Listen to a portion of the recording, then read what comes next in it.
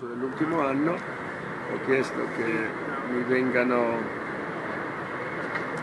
sottoposte, nel caso che ci fossero, informazioni aggiuntive rispetto a quelle che il Ministero dell'Ambiente aveva nel 2008 quando ha esaminato la procedura di valutazione di impatto ambientale, conclusa con un decreto del Ministro Prestigiacomo nel 2009.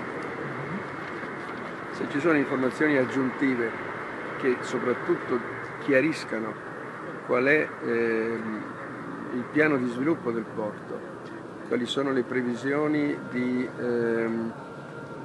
movimentazione delle attività portuali, quali sono le previsioni di installazioni portuali aggiuntive rispetto a quelle attuali, in modo che si possa capire se la localizzazione in quell'area del gassificatore è una localizzazione compatibile con questo contesto di attività portuali, perché questo è un punto che è rimasto aperto, che io avevo già rilevato appunto nel corso dell'ultimo anno e sul quale avevo sollecitato le autorità competenti a fornire informazioni complete.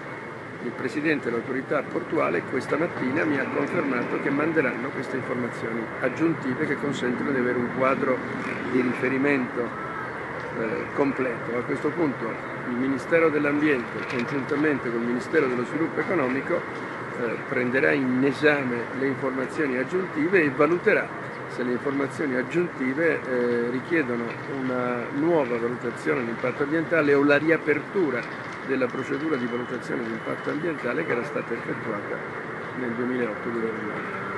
Le localizzazioni alternative possono essere esaminate? Non sono io che decido le localizzazioni di soggetti industriali. Se i soggetti industriali hanno ipotesi diverse ce lo devono dire. Quindi rispetto al gas naturale eventualmente? Esattamente sì, non certo me. Buongiorno. Grazie.